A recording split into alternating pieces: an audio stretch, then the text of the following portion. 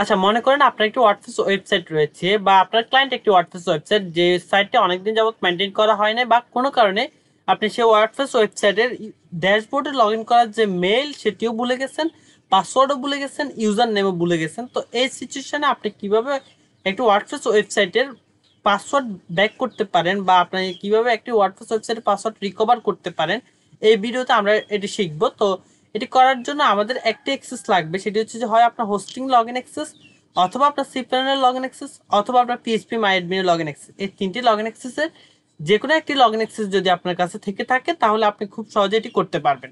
তো আমরা হোস্টিংয়ে log in করবো সবার আগে, তারপর হোস্টিং থেকে সিপ্যানেলে যাব, সিপ্যানেল থেকে পিএইচপি মাই অ্যাডমিনে যাব। তো আপনার যে কোনো একটি থাকলেই হবে। তো আমি এখানে আমার একটি ওয়ার্ডপ্রেস ওয়েবসাইট আছে, এই ওয়েবসাইটে আমি এখানে ওপেন করতেছি, মনে করেন tutorial.codazen.com। এখন এটি আমাদের একটি ওয়েবসাইট। মনে করেন আমি এই ওয়েবসাইটের পাসওয়ার্ডটি জানি না, আমি এখানে লগ ইন করার চেষ্টা করবো wp-admin। এই হচ্ছে যে আমাদের ওয়ার্ডপ্রেস ওয়েবসাইটের লগ ইন পেজ। এখন আমাদের ইউজার নেম আমার মনে নেই, আমার পাসওয়ার্ডও আমার মনে নেই। তো আমরা এই সিচুয়েশনে যদিও ইউজার নেম বা পাসওয়ার্ড রিকভার করতে চাই, আমাদেরকে আমাদের হোস্টিংয়ে যেতে হবে। তো আমি আমার একটি হোস্টিংয়ে লগ ইন করতেছি, যে হোস্টিংটি এখানে রয়েছে। আপনি যদি ক্লায়েন্টের ওয়েবসাইটে কাজ করে থাকেন, ক্লায়েন্টকে জিজ্ঞেস করলে ক্লায়েন্ট সে তার হোস্টিংয়ের অ্যাক্সেস দিয়ে দিবে, বা সিপ্যানেল অ্যাক্সেস দিয়ে দিবে, বা পিএইচপি মাই অ্যাডমিন অ্যাক্সেস দিয়ে দিবে। তো আমি অলরেডি হোস্টিংয়ে লগ ইন করেছি। আপনার যদি সরাসরি সিপ্যানেল অ্যাক্সেস থাকে আপনি সিপ্যানেলে সরাসরি লগ ইন করতে পারেন, কোনো সমস্যা নেই। তো এখান থেকে আমি আবার সিপ্যানেলে চলে যাব, লগ ইন টু সিপ্যানেলে ক্লিক করে।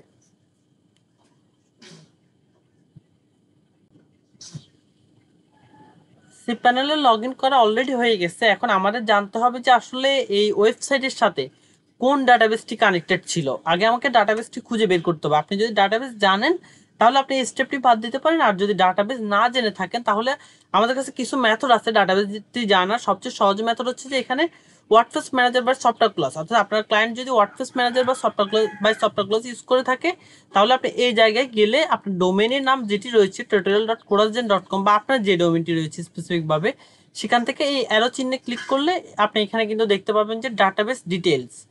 এই যে এখানে আমি যখন ডাটাবেস ডিটেলসে ক্লিক করছি, এটা দেখাচ্ছে যে 258 WP258।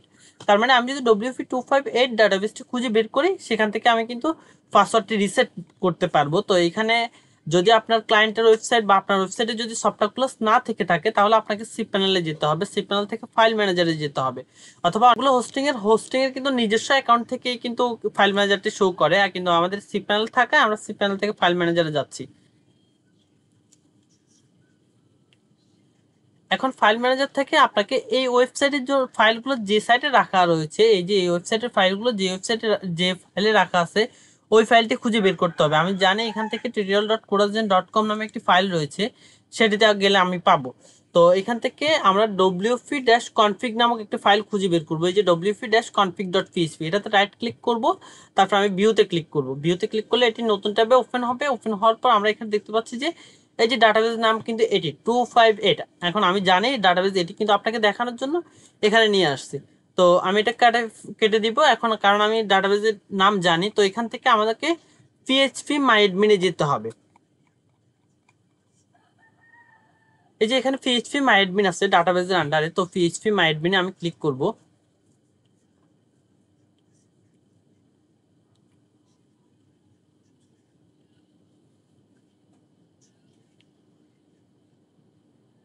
এই যে এখানে কিন্তু ডাটাবেসটি অলরেডি ওপেন হয়ে গেছে। তো আমি এখান থেকে ডাটাবেস, আমাদের যে ডাটাবেসটি 258, এটি সিলেক্ট করে নিব। তো আমি এটা এখানে জাস্ট ক্লিক করব।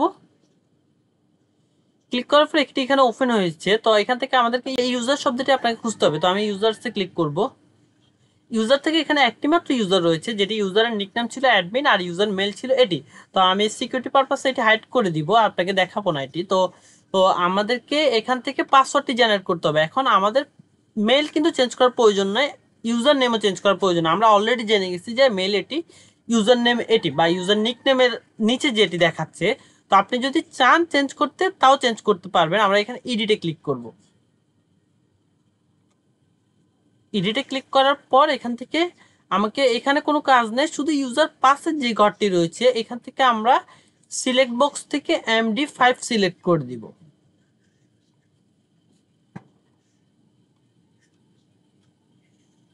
এই যে MD5, তারপর আমি পাসওয়ার্ডটি রিমুভ করে দিব, যেটি অলরেডি এখানে এক্সিস্ট আছে। এটি রিমুভ করে আমি নতুন একটি পাসওয়ার্ড দিব।